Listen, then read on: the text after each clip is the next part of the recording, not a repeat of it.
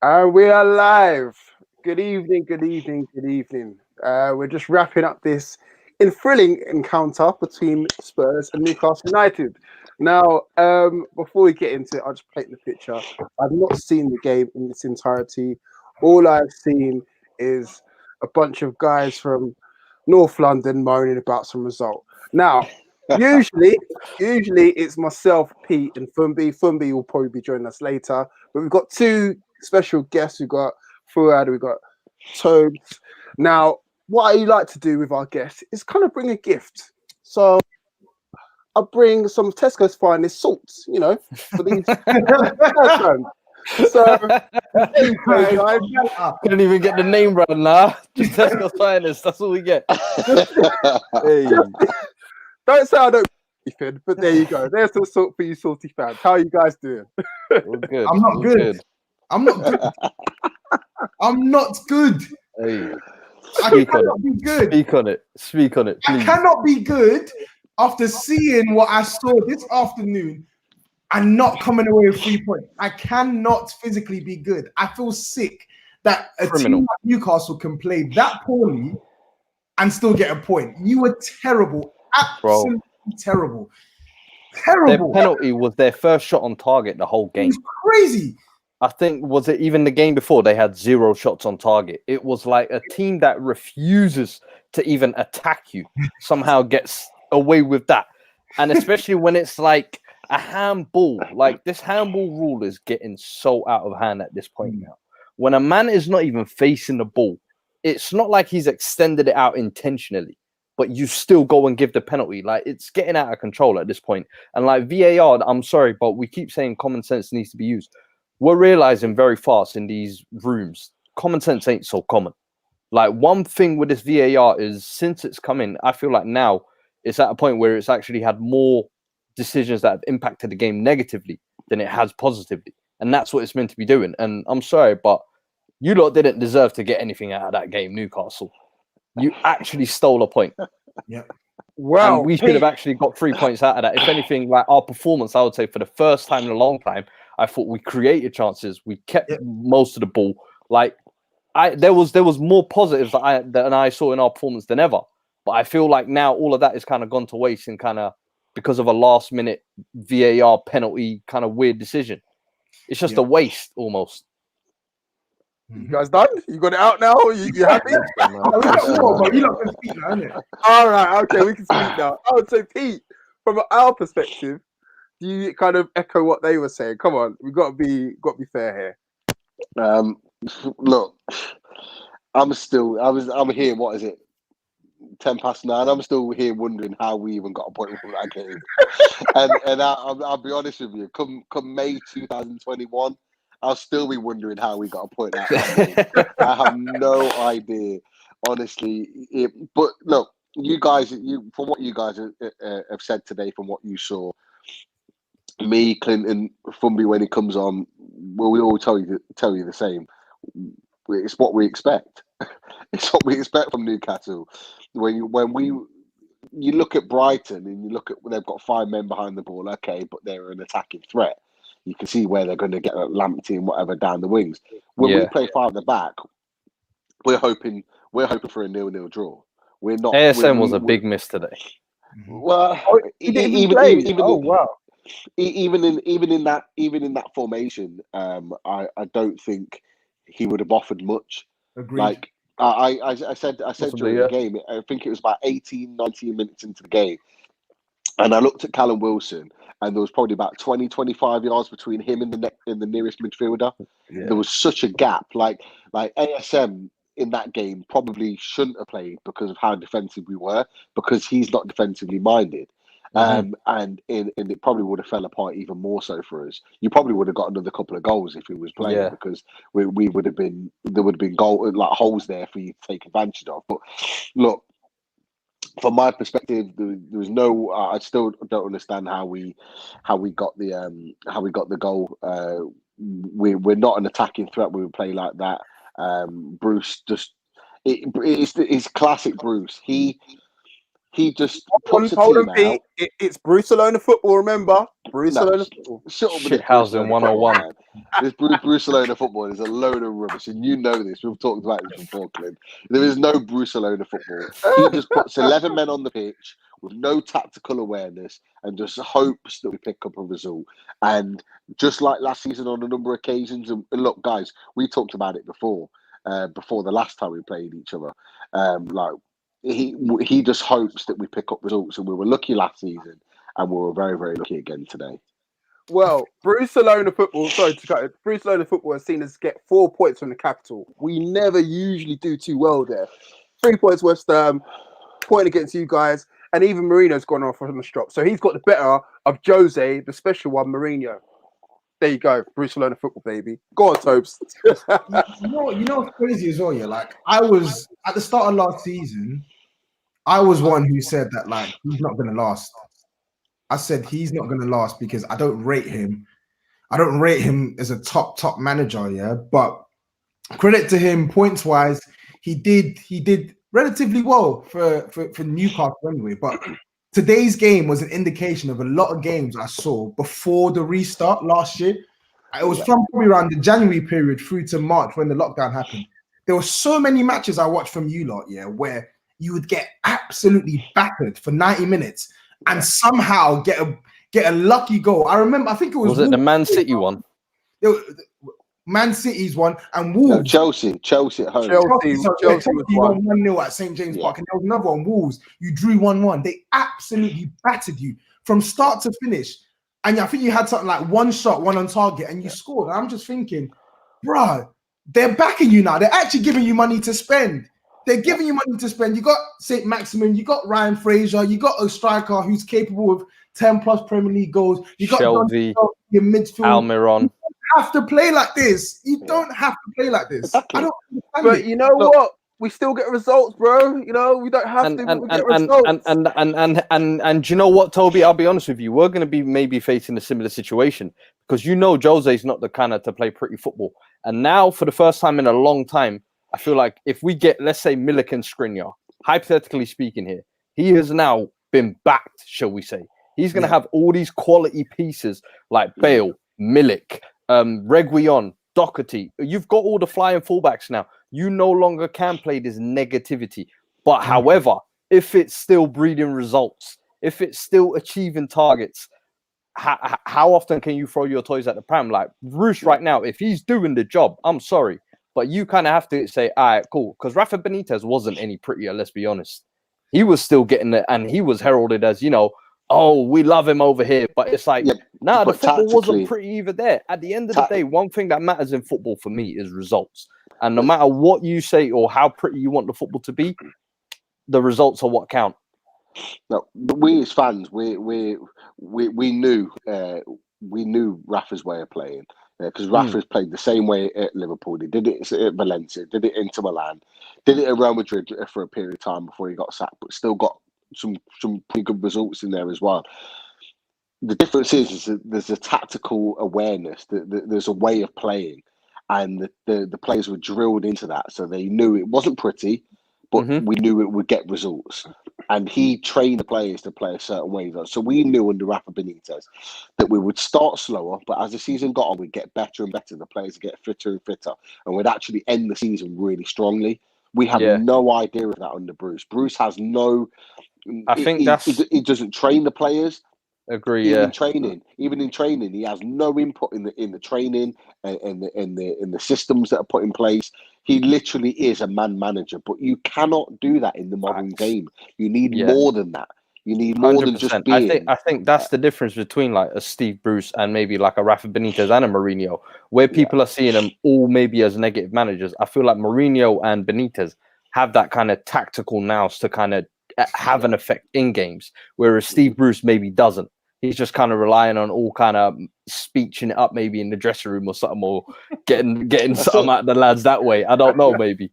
You could do that in the 90s, though, in the early 2000s, and get away with it, which is why, and that's just the reality. you could get away with it, which is why he got into football management, because he had that way about him. He has got some qualities there. He's turned around Shelby. Shelby was out the club with Rafa Benitez. Manquillo wasn't playing the way he has been playing now, and there's one or two other players as well. So he has had a positive effect in some ways, but you need more than that. There's only so far that man management will take you before then you start getting found out. And like, you can see the reaction. Even the players, Callum Wilson's come out on social media today. The first thing he said was, "We got lucky." He knew how lucky we got. The players knew it. The manager knew it. The manager didn't, he didn't kind of hide behind it because he couldn't. And now you're getting a lot of people that are saying, if he continues to play like this, he will lose his job. I said it at the beginning of the season. He's been backed now with players that he wanted for fees that, okay, other clubs higher and above us, there wouldn't be that big of fees. But for us, considering we don't pay a lot of big fees out, Mike Ashley's parted with a fair bit of money. He's been backed more than Rafa Benitez ever was, really, in the Premier League. This is what Rafa wanted. He has to, exactly. And this is the thing. And Rafa's scouting network was a million times bigger and better than Steve Bruce's. Yeah. Now, he's got to produce the goods. We finished, 13th, 14th last season, 44 points.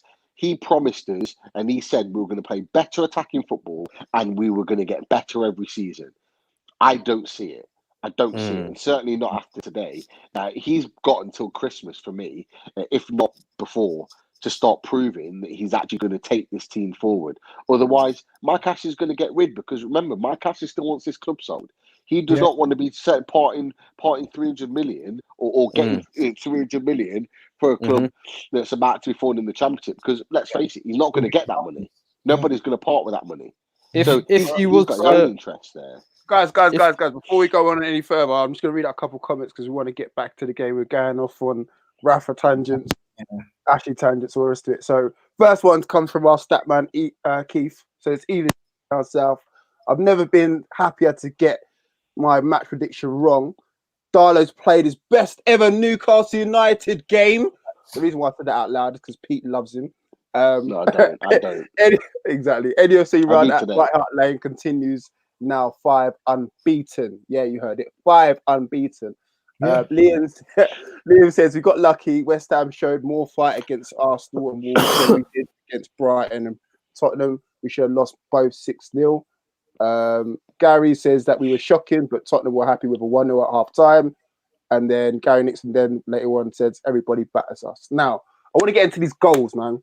Talk me through these goals. Talk me from the Tottenham's point of view, both of you two guys. And then we'll discuss the debatable handball afterwards, the controversial one afterwards. So yeah, let's talk through. Who's it Moura scored? I think the Moura one was just a consequence of pressure bursting pipes, man. Like something had to give. Literally from the off. And before we even start, I just want to say, and Fuad will know I'm Jose Mourinho's biggest critic. I don't want him, but today, hand on heart, I know it's Newcastle, but today was the most complete performance I've seen from us since probably we came Burnley, like 5-0 or something like that, like back in Christmas last year. Like offensively, we were fluid, like creating chances at will, and defensively, you lot couldn't get a sniff. I know obviously your tactics set you up that way, but in the first, I think in like the by 34 minutes, we had already had 9 attempts on goal. 9 attempts on goal within the first 34 minutes. A Jose Mourinho side, it's unheard of in these days. And I think the Lucas Moura goal was a consequence of the ridiculous pressure we were putting on your goal. I think within like the first 3 or 4 minutes, Lo Celso has a free kick, and then Harry Kane from the free kick. He's got to hit the back of the net, but it was a great save from Darlow. I'm not gonna lie, I didn't know Lo Celso had that in his locker, that free kick. Yeah, he's got a decent left foot on him. And then Harry Kane has another pop from a corner. Son hits the post or crossbar or whatnot as well. So like the goal was coming, and when it came, of course, it's gonna come from someone who, by all accounts, really needs to be talked about as like one of the best playmakers in the league now, because it's stupid. A lot of people will look at his numbers and say, "Oh, he doesn't get assists and whatnot," but Harry Kane, I'll say it again with my hand on my heart, he is top 5, top 10 best playmakers in the Premier League. When it comes to pinging a ball and his left foot, right foot crossing, vision is underrated. He is superb. And today, if a goal was going to come from someone, it came from him. What a surprise. Puts in a really good cross on his weaker foot as well. And it's a simple tapping for Lucas Moura. Don't forget the little step overs and nutmeg as well. Hey, the sauce he's added, yo. Listen, different flavor, like absolute quality. Bring in the banter correspondent that is Fumbi. Okay. Welcome, Mr. Fumbi. What are you saying, brother? What are you saying? What's going on, man? What's going on? Real good. I had a lot of reckless talking while I was in the green room. Okay, just facts. I'm hearing the new marathoner, you know. My playmaker in the Premier League. Top 10 playmakers in the league. You heard me. And listen, playmakers are a dying breed in the Premier League. I don't know if you've noticed. There's not many teams even playing with number 10s.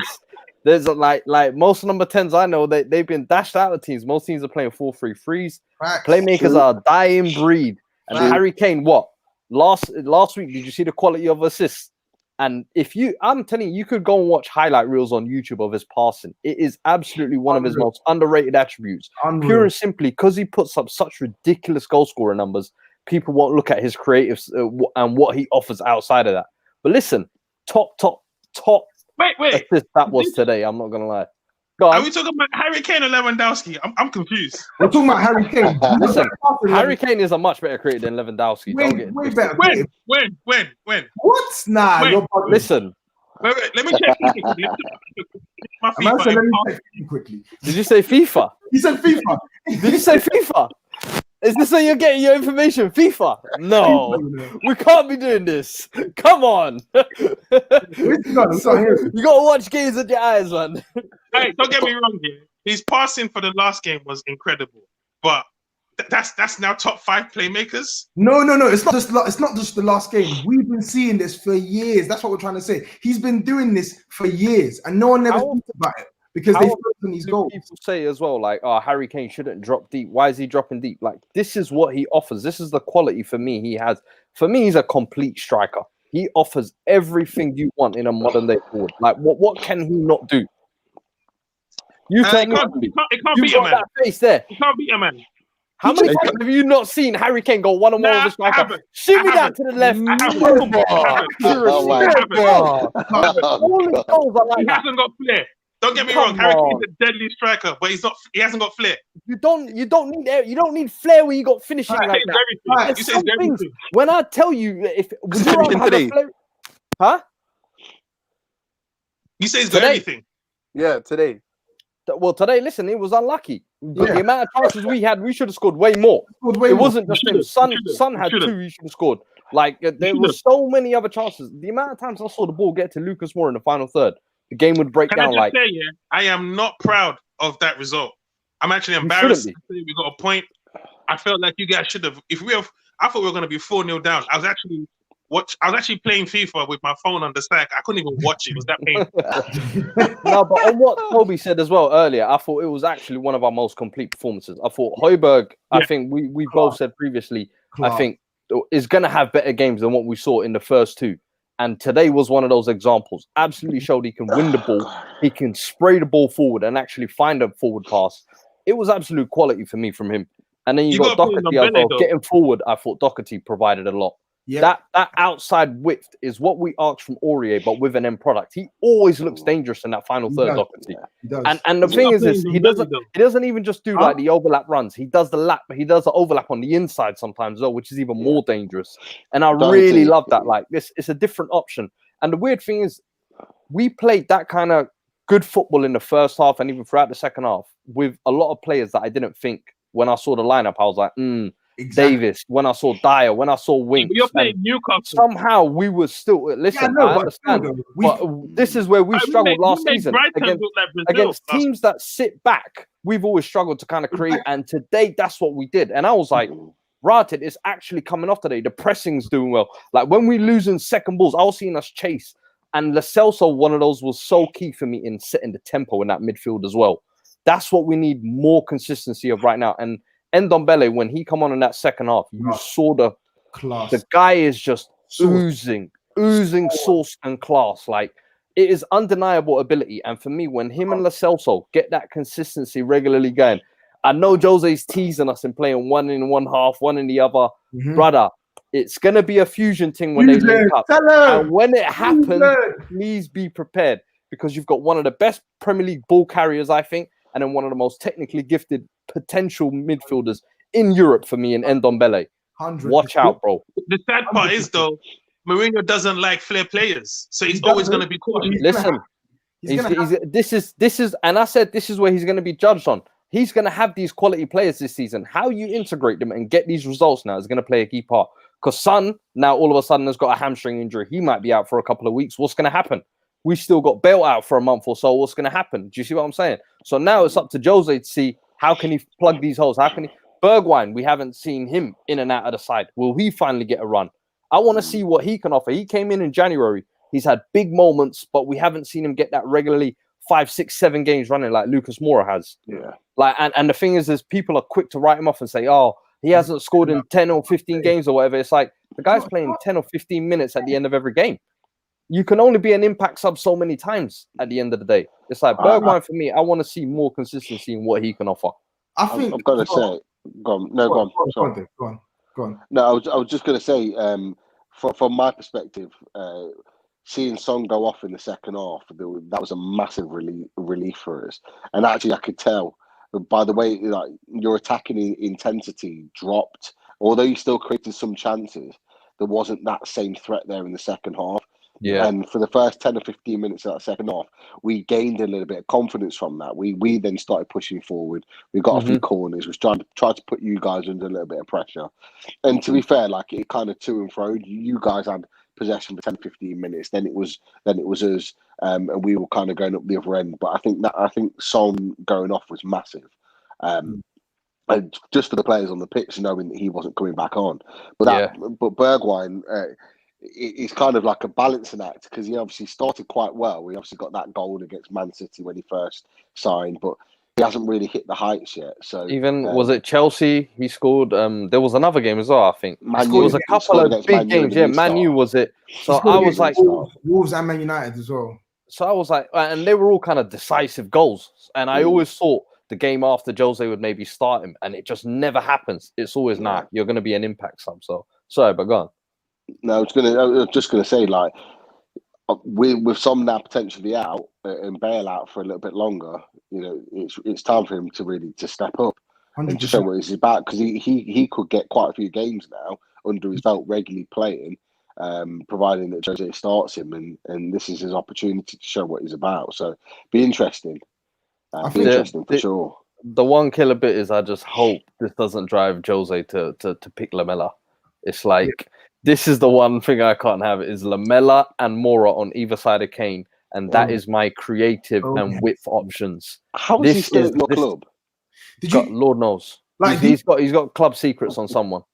Did you not notice as well? Because obviously, Dave, you were mentioning about how like our intensity dropped in the second half, and Son plays a big part in that. But I also think, like deliberately, I think the players obviously used up a lot of their energy in the first half. So the second half was about sort of conserving our energy, picking our moments, and making sure we don't concede. And if we get the second, then we put the game to bed. But it's no coincidence that when Ndombele came on, that sort of a tiny bit flat approach went up just another gear, because you saw him building up 1-2s, linking up with players. There was one moment where I think someone's played the ball into him, and he's not even looked. He's literally flicked it on his outside. Oh, just over, man.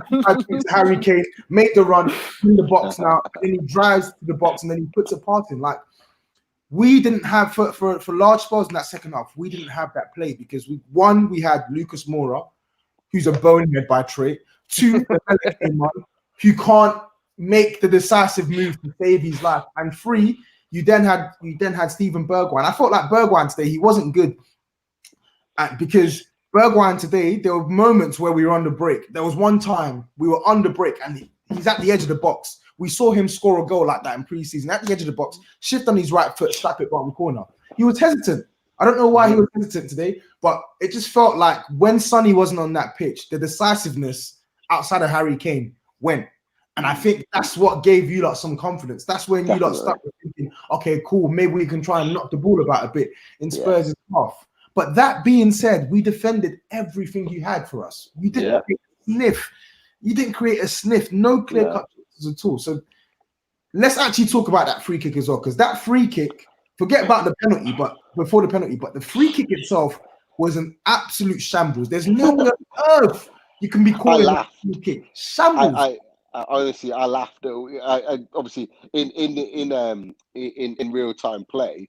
To be fair, I thought it was a free kick. I thought that they'd gone into it, but then when they played it back, he's literally jumped into Doherty head.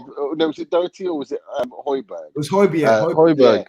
He literally jumped into Joelinton, jumped into him head first and won the free kick on the back of it.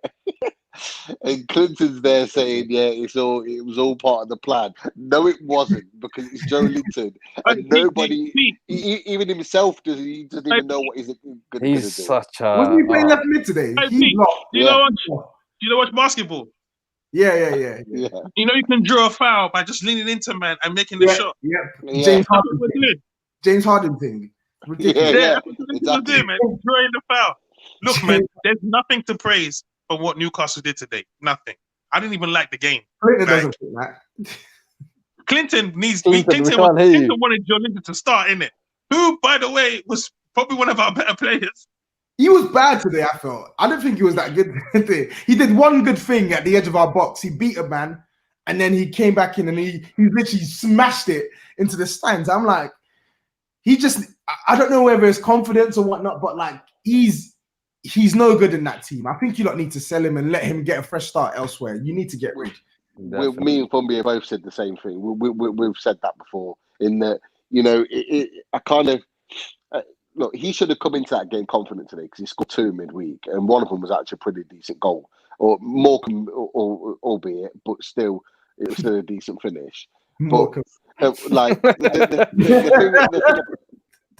thing about it is with Joelinton is that I kind of start to feel a little bit sorry for him now, because it's clearly not working in England. It's clearly not working for him here, and the longer we keep him, I think the more it's going to affect his career long term. And if it's not working, it's not working, and you either loan him out to get him some regular football where he can play without that 40 million price tag on his head, or you just guys still talking about Joelinton? Cut your losses and just kind of move him on. That's kind of what you need to do. I actually thought in game he didn't play too bad. He did a couple of nice twists and turns, but that just says everything, because he didn't play that bad. But we as a team were awful, and that just shows the level that he's been at for the last year. Is that we're saying, he didn't have a bad game. Probably one of his outfield best performances for the season. Well, not for the season since we signed him, but it was still shit. It kind of just tells you everything. Tells you everything about it. Really. Listen. The guy scores 2 goals midweek. He then comes up with an assist. What more do you want from Joelinton? Look, Joelinton. Assist? Free kick. Got the assist. He got the free kick. You can't claim that as an assist. We're not letting you claim that as an assist. Hold on. Fuad, even FPL wouldn't give you that. You were talking about playmaker, Harry Kane, and all the rest of it. Look, Joelinton ended up getting a free kick. You see the step overs, I don't need to see those step-ups. I need to see the results. Joelinton won the free kick. Free kick went into the box. Handball by Dyer. Blatant handball. Was Pippin playing volleyball. And that's it. The ref bad free kick decision. Bad penalty decision. I'm ashamed of you, man. I'm ashamed of you. Dyer's playing volleyball. Wrong sport, mate. Wrong sport. Dyer's playing volleyball. Nah, sorry, mate. Let's actually talk about this penalty, because what are we going to do about this rule? Because it's actually it's peak for everyone, because you lot are celebrating today because you've got a goal out of it, but it's gonna sting you soon. It's gonna sting It's gonna sting everyone in this league. So what are we gonna do about this rule? Bruce and what was it? Hodgson were even saying yesterday, and they were kind of benefactors of it, would you say?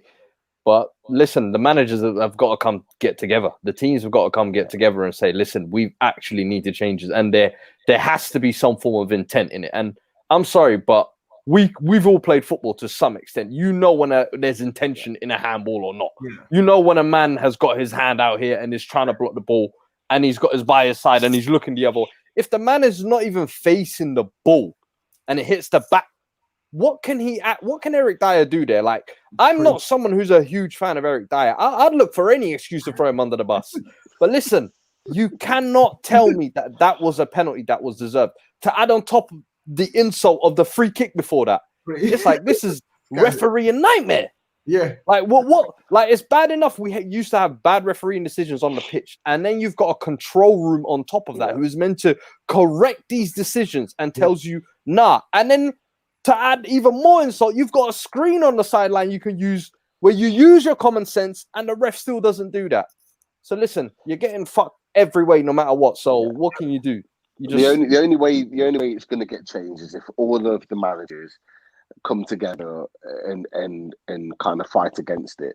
That's the only way it's going to get changed this season. Otherwise, you're going to have to wait until the summer. I think they've already realised they've made a mistake, and at the end of this season, they'll change it regardless, and they'll revert it back. But in order to get it immediately changed, that someone's going to have to. They're all going to have to stand up as a league. Maybe even the whole of English football are going to need to stand up and say, you know what, this ain't right. But everyone asks for this, Pete. Everybody asks for this. We need VAR. We need goal line technology. The thing is, no. It's not VAR. But here's the thing. Everybody wanted the decisions to, when you had the offside decision that he didn't call or the handball that he didn't see. Everybody wanted those things to be ironed out, even though those are part and parcel of the game. So now you have a situation where we don't want perfection in the game. You see what I'm saying? Because like the football's it's just a game, innit? So things can happen. But what we're having now is you're trying to iron out just natural things, and that's getting frustrating. Who wants to have that penalty decision went for 5 minutes? Like we'd finished playing. I'd forgotten about the foul. Like that's not football. Forget it. So now we're in a place where we have to figure out how. I believe each manager should get one fair decision in half. You get to call it. If it works, it doesn't work. If it doesn't work, then we just play on. Simple. This is the thing: is make modifications for me to the rule. That's all it is. It doesn't need to be completely thrown out or anything like that. But I agree with that actually. Maybe throw like a challenge. Like each manager gets a challenge per half or something like that. I can hear that, but you make these tweaks. Like 100%. What is it in the NFL or NBA? They can do that, like where they challenge a call or whatever. It's like, listen, you can do that, but you can only maybe do that once a half or something like that. Because of this, now we're now dealing with technology. It is a new aspect. Maybe the game's rule are going to have to involve. That's how historically football has happened. You know what I mean? At the end of the day, but for me, I think there definitely needs to be kind of the league gets together and gets some form of changes made to this, because if this keeps going on the whole season where it's affecting results like this, like at the end of games, it's going to cause World War III. Like we've seen it already. Like the thing is now, it's not too late. Like they've already shagged teams like us. They shagged teams like United, Sheffield. They shagged Crystal Palace yesterday as well. But it's not too late. It's only game week 3 or match day 3, whatever. Make the changes now so it doesn't completely fuck up the rest of the season. Because if this goes on for the rest of the season, shit is gonna happen that shouldn't really be happening. The table is gonna be all sorts of lopsided, and it's gonna be really peak when the difference between a team's sort of safety in between the Championship and the Premier League is decided by a nonsense, bogus decision. So they need to sort this shit out quickly. Yeah. And listen, Clinton, enjoy it, because once they used to say we were the benefactors, the biggest benefactors of VAR. So you're laughing and throwing the salt around now. Yeah. But when it comes to you lot getting relegated because of a VAR decision, I'll be floating my salt around as well. Don't worry. Look, I'm just happy that this salt has come in handy. Get it in handy. You know what I'm talking about. See, for me, I got jokes too, baby. I got jokes too. Bro, what's going on with Mourinho though? Why is he throwing a stroke? Why is he walking out? Oh, I'm scared. Listen, bro, rightly so. Can you blame him though? Can you blame him? Bro, you can't blame him. Look, we already know Mourinho's a mini magpie anyway. You know he's Bobby's son. So listen, to get a draw against the mighty Magpies, he's all right, bro. Just relax, bro. You know what I'm saying? He's done well. I think for him, it's the first time I think his team played exactly how he wanted. And he thought, do you know what? What, he's looking for a draw? No. No, it's the style we played in the amount of chances we created, performance-wise, like individually, even like the players who a lot of people may not have backed, they actually turned up and performed today. So he's thinking we deserved way more than this, considering last week against Southampton we were awful in the first half, and somehow that game ended up being 5-1. It's like ridiculous. I didn't think the scoreline was fair to Southampton. But then this week we did against way better. But then the performance gets you that at the end. So when he's strapping off after the penalty's gone in, I don't blame him. Rightly so, man. And when he's talking about, listen, I'd rather give my money to charity than listen. That's a smart man. That's a smart man right there. But listen, for me, I saw positives there today we can take from that performance. Agreed. I just hope fucking VAR, they can get some shit together, man. Agreed. Like, I don't, as I said, the jury for me is still out on Mourinho, but I mean, that performance, you can only sort of build on that performance. If you play like that most weeks, we're going to be in good hands. So that's all I want to see. Forget about the manager, forget about his tactics. Just give me that performance. And we'll be fine. We'll be fine this season, 100%. Toby and Fuad, I've got a question from earlier that I'm going to come back to. It's for you guys. Don't worry, it's not too bad. It's not too bad. God. It's Keith. He's asking about: are you worried that Spurs' involvement in the Europa League, the start to the season, and form against Everton, Leicester, who cost Spurs a place in the Champions League this season? I mean, we don't need to worry about Champions League. No, I'm not. Okay. I'm not worried because Leicester themselves are also in the Europa League as well, so people need to remember Leicester in the Europa League, and they have a much smaller squad than we do. Yeah. They're not going to be able to hack Monday, Thursday, Sunday, or whatever it is. So I'm not really worried about Leicester so much this season, especially with the players that we signed. You saw last time they went into the Champions League as well, though. Their league form suffered, and this time they'll be making longer trips to Macedonia and Belarus, and so I don't know if they're not ready for that. Yeah, exactly. So I think they'll be in the same situation as us. But sorry, go on. Yeah, and then for Everton have had a good start to the season, and they got Carlo Ancelotti, but they're Everton. I'm not worried about Everton. Their keeper's shit. The defense is still leaky. I mean, we can vouch for the keeper. Yeah, he is shit. Their keeper's horrible. I get it. Yeah. James Rodriguez, he's done well. Like, he's a quality player. He's got a good midfield now, but Dominic Calvert-Lewin, he's not a 20-goal season striker. No, the goals will dry up. I like him. He's decent. The goals will dry up, and Everton, I think results will catch up to them. But for now, I will say though, Richarlison has been missing a lot of chance. I think when Calvert-Lewin drops off, Richarlison definitely needs to step up, and if he wants to be one of these big dog players who people are starting to now say that he is, Brazil's main man, Richarlison, I think at the start of the season has missed a lot of chances. So I think Everton, they're ones to watch out. I think Everton, similarly to Wolves, I think they'll be kind of the chasing pack, especially considering Wolves haven't got Europe this year as well. I think, but the one key thing for us, I think, with United, they haven't really strengthened in the market. So I'm looking at them. They're going to be in the mix. Arsenal have only added Willian and Gabriel. Saliba's come on loan. 2 inexperienced Premier League centre-backs. We'll see how their kind of debut seasons go. Willian, I don't know what kind of... I thought Pepe was meant to be the golden boy of Arsenal along with Lacazette and Aubameyang, but so it kind of how that's going to look for them. We'll see at the end of the season. But for me, I think the top 4 race, it's not decided. I think the 4th place is up for grabs. I think the Europa League spots, a lot of teams are going to be playing a lot of games. It's not just going to be Spurs, but 100%. We'll definitely. I back the quality of this team to push us through. The only thing I worry is do we have that quality in depth? Just say it. And no, for me, the centre back. That's the biggest worry. The centre back. The biggest worry is the manager and the defense. No, for me, I actually think the manager, especially in the cups, I think he is a cup manager, and that's where this season our focus needs to be. Even if our league form tails off, we've got the Europa League, Carabao, and FA Cup. I think this squad is more than capable. If Gareth Bale comes back fit, listen, he can turn up in them big cup moments. That's all I'm saying. Yeah. I think personally, Everton, they might be a team to worry about, but I'm not really too worried about them I'm not really too worried about them. I'm probably more worried about Wolves. I think Wolves have better players, and I think Wolves with no Europe, today, you know. Huh? by They got West Ham. spanked today. Yeah, I But, saw. but here's the West thing: Ham. they always No, they I need start to- I need every to- I need to season all check three. what happened, but I'm still more scared of Wolves than I am of Everton.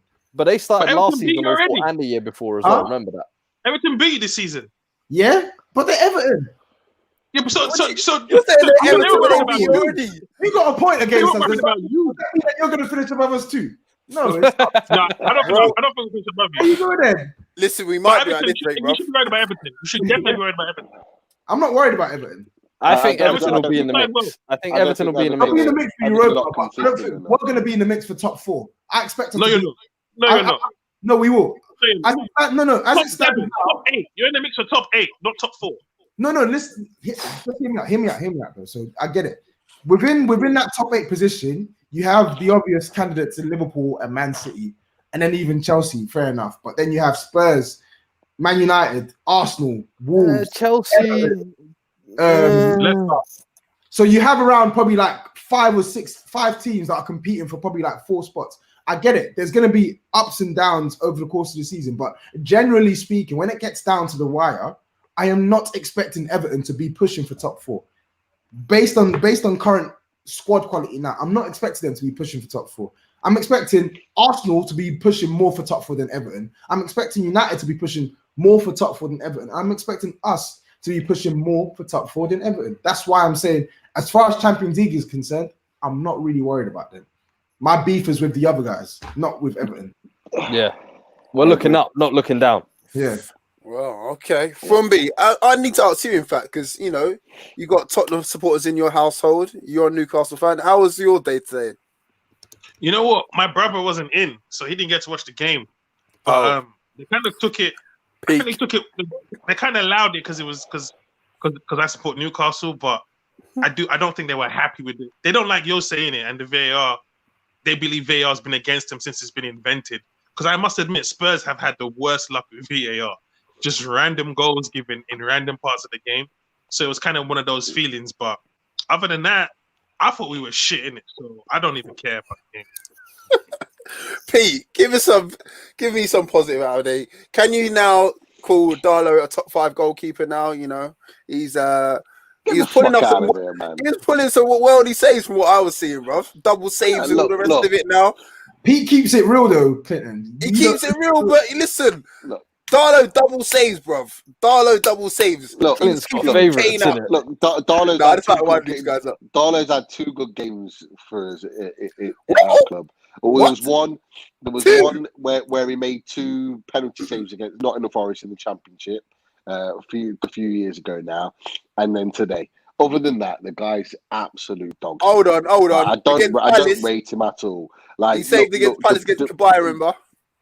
I don't care about that. That's been and gone. But like Darlow, right? He is not a Premier League. For me, he's not a Premier League goalkeeper. He is a top end championship goalkeeper at best, and that's just the honest truth. You know, the Bradford is streets ahead of him, and I cannot wait for him to get back into the team. However, I am, as you know, Clinton, I always say I want goalkeepers and players to prove me wrong. Right, so you know what? I'm honest. I can hold my hands up, and I've said he was man of the match today, in my opinion, for our team. He was outstanding. He made some fantastic saves, and he kept us in with a chance of getting a point. So you know what? Fair play to him. Does it change my opinion on him? Not really. Do I still want him to be sold? Yes, and that's just the way it is. He is nowhere near top 5 goalkeeper. That sounds a lot like us and Moura, because after he scored it, I saw a lot of people on Twitter going, where's all the Moura haters? And it was like, mate, he scored from 1 yard. He couldn't miss that. 1 goal in 22 games. What's he got? 6 assists in his entire time in the Premier League. This guy is neither a goal scorer or a creator.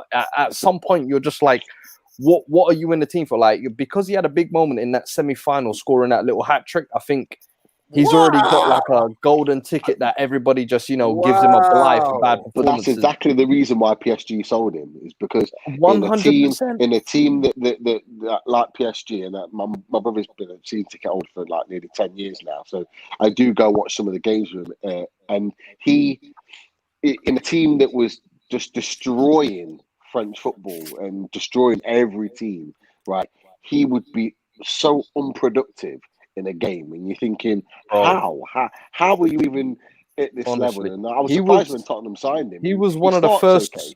Yeah, he was one of the first superstars that they kind of brought in during their Yeah. big money era. Him, Zlatan, Thiago Silva. It was meant to be, and Verratti was it. It was like, you guys are kind of the core going to be, and he never ever kicked on. And that's when that now they've gone all the way up to Neymar. So that's how much they've raised their game, PSG, and he's just still at that same level. And I remember even when he came in for us, it was initially he was going to be a squad option. And then even during that Champions League run, it was kind of when he earned his spot in the team. But it's like ever since Jose's come in, I think it's similar to like with Willian. He almost sees him as like this reliable guy who will offer you something every once in a while going forward. But coming back, he offers you so much. I've got to kind of keep him in the team to have that balance for Son and Kane, who kind of will stay forward and do less defensive work. But for me, I don't know. At some point, I'm just like, you have to, especially for a team like Tottenham, who's now trying to kick on to that next level, you've got to have that extra level of end product in your game. And even when I look back in Spurs' history and I think of players like Aaron Lennon, who maybe weren't at that level, at least he could beat a man, get down the byline and just fizz one in. So there's at least like a ricochet or Harry Kane can get on.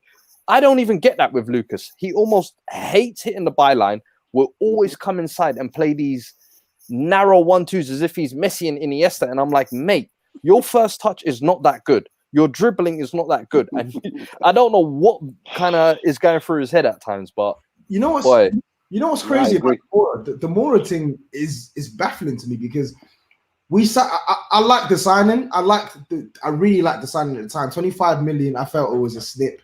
And I feel like overall in his Spurs career, I think he's done okay. Like he's been poor this season, but I think overall, I think he's done okay. But the one thing that really irks me about Lucas Moura is his attributes are made for you just hugging that touchline. You can beat players and you're fast and you're a powerful runner. Your attributes are literally made for beating players, getting to the edge of the box and putting a decent ball in. But he never wants to do that. He's such a bonehead. He wants to be. That sounds familiar. Doesn't that sound familiar, guys?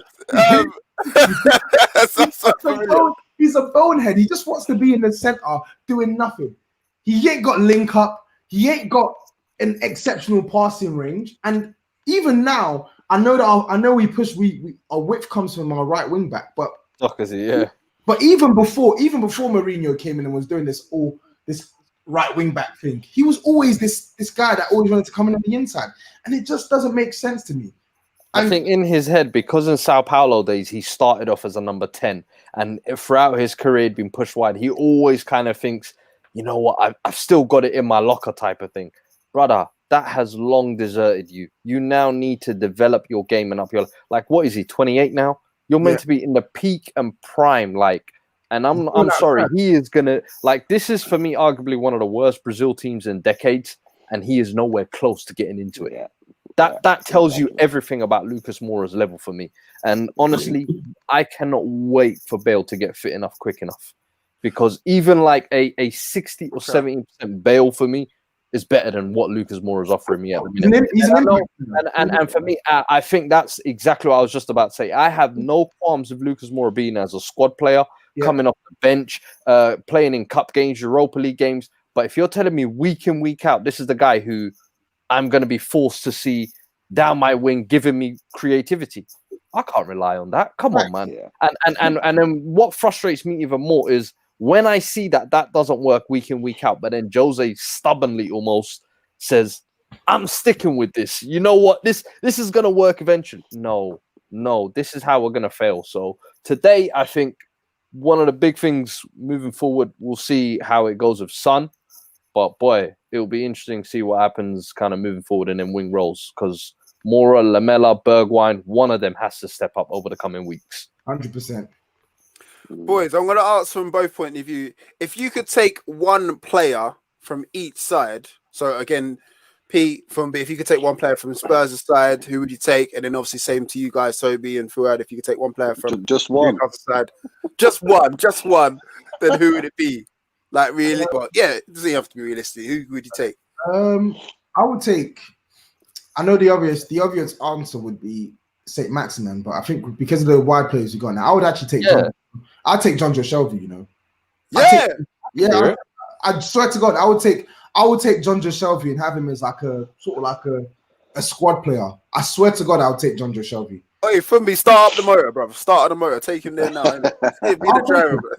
Because I feel like there are times in some games we lack incision in our passing. Yeah. And say what you want about John Joe Shelby, he is inconsistent. He is someone who is very much a highlight reel sort of player where he'll have like one good game and then he'll just go missing. But he's got technical quality. And if I can squeeze that out of you over maybe a couple of matches as opposed to you playing week in, week out, I'll have that. We've kind of got a similar player like that in Dele Alli, except he's even better on the ball. So I can hear that move. But for me, it'd be Wilson, I think.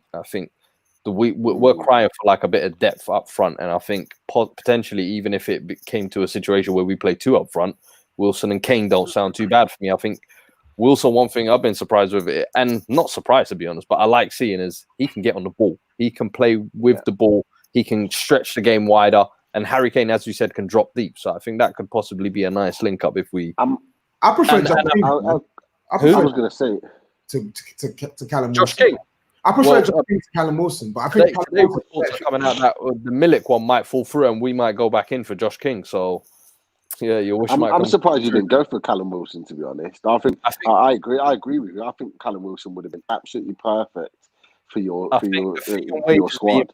And the problem, I think Wilson wanted probably more guaranteed minutes. And I think at Newcastle, he knew he was going to be probably the main man after the failed Joel Linton experiment. And injury, he's 28 years old. 100%. Yeah, I don't think Spurs are willing to kind of take that big risk. I think Josh King maybe is a little bit younger, so they'd look at and think, yeah, maybe Milik. Same age, you know. Yeah, Josh King. Yeah, Josh King came out of United Academy. Yeah, he's been in there. He's just been around for years. Yeah, man. Yeah, serious. Yeah, you're right. Toby, I'm surprised you didn't say Hayden. You know how I rate him in it. I know a shithouser in there. You know. Bro, all he is he's just light skin, no tech, just light skin vibes. That's it. Bro, I heard he bossed it today against your man, innit? He had Højbjerg, whatever his name is, in his back pocket all game. All game. Was passing around him. Yeah, passing around him today. Yeah. All right. To be fair, he was playing right centre back. I have no idea why. Hayden was playing right centre back. Yeah, he played right centre back today because we played. We took the piss out of them. We took the piss out of them. Like to be fair, his performance is kind of like it's not a true reflection because he wasn't playing in his natural position. I think it was only the last 15, maybe 20 minutes when we went 4-4-2. And when Carroll came on is when he then went back into the centre. He went into the centre midfield. But yeah, like I really like Hayden. He's kind of like a bit of Marmite with a lot of Newcastle fans. I've been loving me hating, but I really like Hayden. I think he offers a lot in midfield, but we just didn't get to see that today in this game in particular. But I think he's obviously he's ex-Arsenal as well, which is not the best. For you guys, anyway. I've got another question for you guys. Who is the better manager currently? I'm not saying Mourinho past. I'm saying who is the better manager now? Because why? How is that a question? How is that even a question? I mean, how is that a question? Bruce got a point. Man said, I'm not saying Mourinho of the past. Like Bruce has some kind of. Because people will bring up like Mourinho. Oh, he's won. Like trophies at Chelsea. Listen, I'm not talking about now. I'm talking about now. Hey, Clinton. Mourinho was the interpreter for Barcelona. He was a better coach than Bruce. Nah, put some respect on Bruce's name, bro. There's no respect on that man's name. There's no respect on his name. Nah, man. Cancel that question, man. Nah, you like people come lately Newcastle fans, bro. Nah, man. Bruce is doing Bruce for the football, bro. That performance should have been on Pornhub. That's how it was open with. Lads, I got that. I thought it was an orgy. I thought Tottenham invited us over for an orgy. That's what I thought it was. I said, you are the better manager. We don't have bro. We got 4 points for the capital, bro. Bruce Loader football.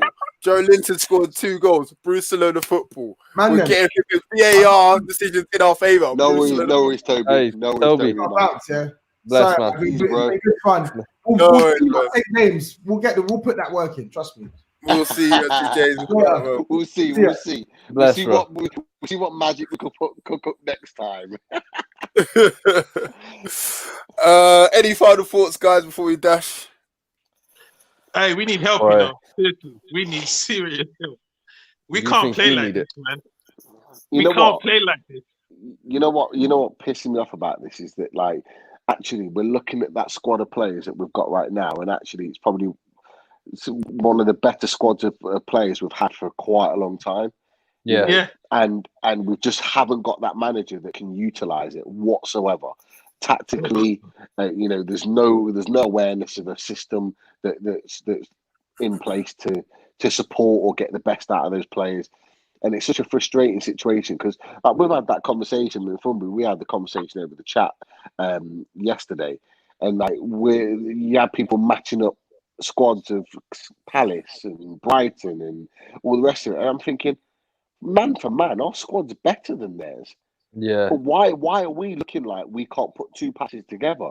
Why are we looking like we can't get no shots on target in 90 minutes? Like why is that when we've just spent so much money on attacking minded players to come in and benefit the squad, but yet we look just the same, if not worse, than we did last season? That's down to the manager. And it's just like, it's such a frustrating situation because, yeah, we got a point today, which is great. And I'll always be happy to get something. You know, if we'd have been offered a point when we were chatting on Friday, we'd have took it. You know what I mean? We'd have took a point and said, yeah, I'll take that. Let's get out of here. You know what I mean? But it's the manner of it today that really, really worries me going forward. Because if we put those kind of performances in, like against Brighton's, and we've got Burnley next week, which is at home, which is a massive game. Burnley are on free fall, man. Burnley are like all over the place. And if we don't go there and get something, 3 points from them, I mean, like, there's got to be serious question marks on the manager for sure. If you look at, remember I said in the season, you know, Chelsea bought all these players. But if you can't coach your eye at them, it doesn't matter.